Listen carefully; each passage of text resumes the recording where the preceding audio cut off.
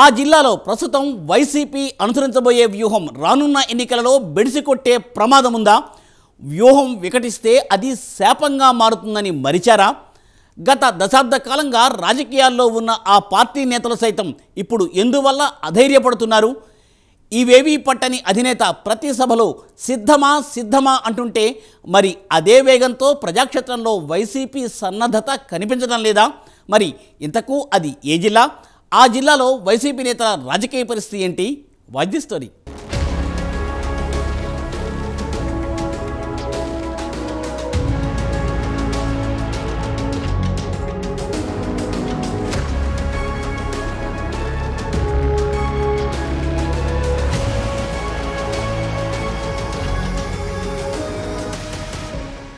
YCP అధినేత జగన్మోహన్ రెడ్డి రానున్న ఎన్నికలను ప్రతిష్టాత్మకంగా తీసుకున్నారు. 175 సీట్లకి 175 సీట్లు గెలవాలని టార్గెట్తో గత సంవత్సర కాలంగా అనేక సర్వేలు చేయిస్తూ వాటి ఆధారంగా గెలుపు గుర్రాలుగా భావించిన అభ్యర్థులనే నియోజకవర్గ ఇన్ఛార్జీలుగా నియమించారు. రాజకీయ సమీకరణాలలో భాగంగా కొందరు సిట్టింగ్ ఎమ్మెల్యేలకి స్థానచలనం జరగ్గా మరికొందరికి సీటు నిరాకరణ జరిగింది. ఈ సమీకరణాల వలన వైసీపీకి మంచి జరుగుతుందా జరగదా అనే విశ్లేషణ అలా ఉంచితే అటు ప్రత్యర్థుల పొత్తులు వైసీపీని చిత్తు చేసినట్లు అనిపిస్తుందని విశ్లేషకులు అంటున్నారు. అధికార పార్టీ వ్యతిరేక ఓట్లు చీలకూడదని జనసేన అధినేత పిలుపిచ్చిందని మొదలు వైసీపీ ఉక్కిరిబిక్కిరి అవుతూనే ఉందని చెప్తున్నారు.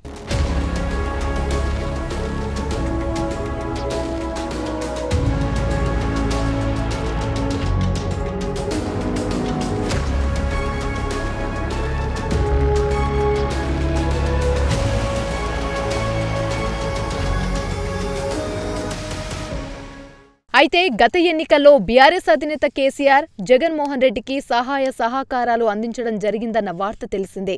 అయితే ఇప్పుడు ముందుగా తెలంగాణ ఎన్నికలు రావడం, అప్పటి వరకు బలంగా కనిపించిన బీఆర్ఎస్ చంద్రబాబుపై పెట్టిన అక్రమ కేసులపై స్పందిస్తున్న సానుభూతిపరులపై కేటీఆర్ అనుచిత వ్యాఖ్యలు చేయడం ఇతర కారణాలతో ఓటమిని చవిచూసింది. అంతేకాకుండా కేటీఆర్ నిరంకుశత్వానికి వ్యతిరేకంగా చంద్రబాబు అనుచరుడిగా గుర్తింపు పొందిన కాంగ్రెస్ పీసీసీ అధ్యక్షునిగా ఉన్న రేవంత్ రెడ్డికి టీడీపీ సహకరించడంతో కేసీఆర్ కారు పంచరైందని రాజకీయ వర్గాలుంటున్నాయి.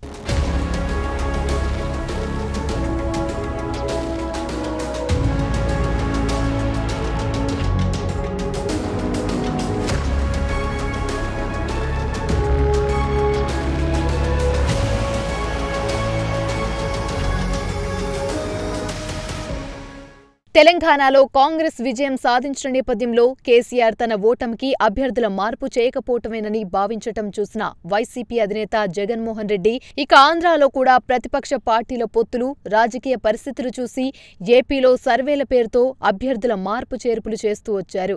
ఇక ఈ నేపథ్యంలో భాగంగా ప్రకాశం జిల్లాలో వైసీపీకి చెందిన కొందరు సిట్టింగ్లకు స్థానచలనం చేయగా మరికొందరికి సీటు నిరాకరణ చేయడం జరిగింది. దీంతో సీటు నిరాకరణ జరిగిన వారి గురించి తీసుకుంటే వారిలో ముఖ్యులు ఒంగోలు ఎంపీ మాగుంట శ్రీనివాసరెడ్డి. ఈయన కుటుంబం దశాబ్ద కాలంగా రాజకీయాలలో వివిధ పార్టీలలో కొనసాగుతున్న కుటుంబం. అలాంటి కుటుంబానికి వ్యక్తిగత కారణాల చేత సీటును నిరాకరించి స్థానికేతరుడైన చంద్రగిరి ఎమ్మెల్యే చెవిరెడ్డి భాస్కర్ రెడ్డిని ఒంగోలు పార్లమెంట్ ఇన్ఛార్జిగా నియమించడంతో జిల్లాలో కొంతమేర వైసీపీ తన పట్టు కోల్పోయిందని చెప్పవచ్చు.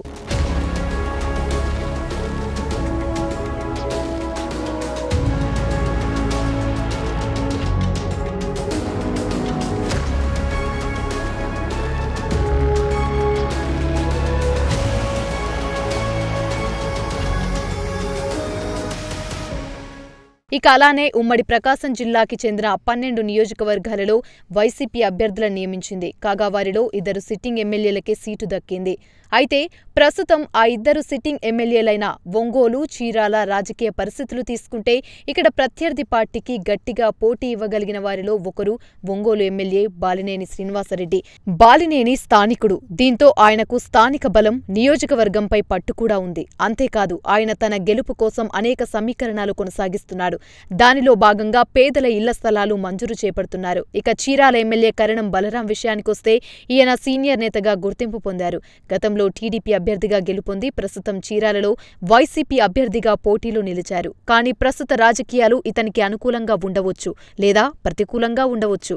దీంతో ప్రత్యర్థి పార్టీల అభ్యర్థిని బట్టి ఇతని గెలుపు ఓటమి ఉంటుందని రాజకీయ వర్గాలు చెబుతున్నాయి.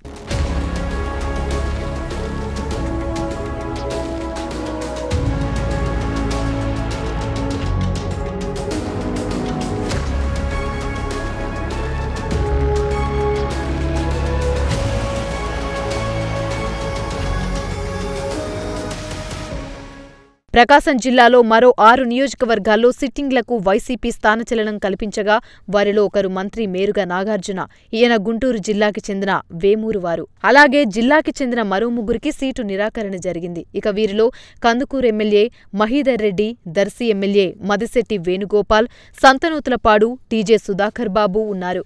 అయితే వీరిలో ముఖ్యులు కందుకూరు ఎమ్మెల్యే మహీధర్ రెడ్డి. ఈయన కుటుంబానికి దశాబ్దాల రాజకీయ చరిత్ర ఉంది. అయినప్పటికీ సీటుని నిరాకరించి స్థానికేతరుడైన కనిగిరి ఎమ్మెల్యే మధుసూదన్ యాదవ్కి ఇన్ఛార్జిగా బాధ్యతలు అప్పగించడం జరిగింది. దీంతో ఇక్కడ మహీధర్ రెడ్డికి ఉన్న పట్టు మధుసూదన్ యాదవ్కి ఉండకపోవచ్చనే విమర్శలు వెల్లువెత్తుతున్నాయి.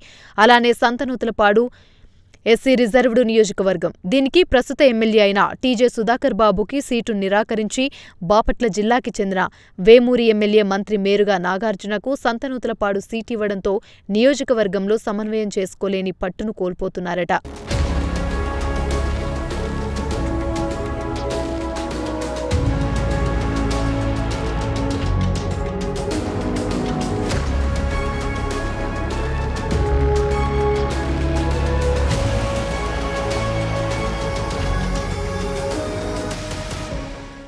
కొండపి నియోజకవర్గం అనగానే జిల్లాలోని అధికంగా వైసీపీలో ఇక్కడ వర్గపోరు కనిపిస్తుంది. కాగా ఇక్కడ ప్రస్తుతం ఇన్ఛార్జిగా ఎర్రగొండపాలెం ఎమ్మెల్యే మంత్రి ఆదిమూలపు సురేష్కి కేటాయించడంతో అందరినీ సమన్వయం చేయలేక ఇబ్బందులకు గురవుతున్నారట.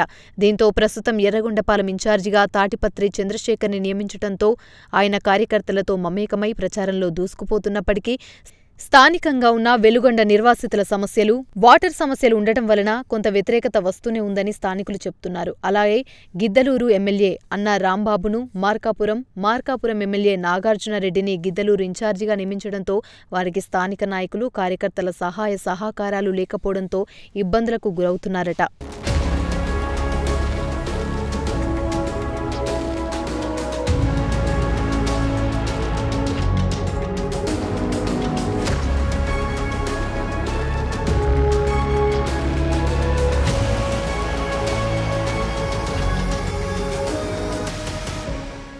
దర్శి మాజీ ఎమ్మెల్యే బూచేపల్లి శివప్రసాద్ రెడ్డికి గతంలో దర్శి నియోజకవర్గంపై వారి కుటుంబానికి మంచి పట్టుండేది. కానీ 2019లో ఎన్నికలకు దూరంగా ఉండి మదిశెట్టి వేణుగోపాల్కి సపోర్ట్ చేసి గెలిపించారట. దీంతో ప్రస్తుతం మదిశెట్టి వేణుగోపాల్కి సీటు నిరాకరించడంతో మళ్లీ శివప్రసాద్ రెడ్డి 2024 ఎన్నికలకు సిద్ధంగా ఉన్నారట. అలానే అద్దంకి నియోజకవర్గం వైసీపీ ఇన్ఛార్జిగా గుంటూరు జిల్లాకి చెందిన హనిమిరెడ్డిని నియమించారు. ఇక్కడ ఆయన తనదైన శైలిలో ప్రచారంలో దూసుకుపోతున్నాడు.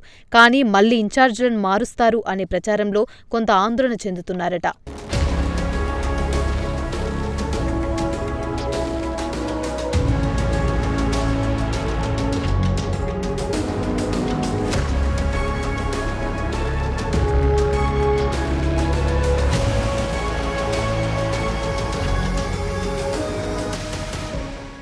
పర్చూరు వైసీపీ ఇన్ఛార్జిగా ఎడం బాలాజీని ఇటీవల కాలంలో నియమించడం జరిగింది. గత కొన్ని సంవత్సరాలుగా టీడీపీ కంచుకోటగా ఉన్న పర్చూరు నియోజకవర్గంలో ఇలా ఎన్నికల ముందుగా బాధ్యతలు తీసుకోవడంతో నియోజకవర్గంపై పట్టు సాధించలేకపోతున్నారని పరిశీలకులు అంటున్నారు. అలానే కనిగిరి నియోజకవర్గ ఎమ్మెల్యే మధుసూదన్ యాదవ్ని కందుకూరు ఇన్ఛార్జిగా నియమించడం జరిగింది. దీంతో కనిగిరిలో దద్దాల నారాయణ యాదవ్ని వైసీపీ ఇన్ఛార్జిగా నియమించడం జరిగింది. ఇక్కడ నారాయణ స్థానికుడే, కానీ ఆర్థికంగా బలమైనవాడు కాకపోవడం, యువకుడు అవ్వటంతో రాజకీయ అనుభవం తక్కువగా ఉండటంతో నియోజకవర్గంపై పట్టు సాధించలేని పరిస్థితిలో ఉన్నాడట. ఏది ఏమైనప్పటికీ ప్రకాశం జిల్లాలో వైసీపీ గతంలో చాలా బలంగా ఉండేది.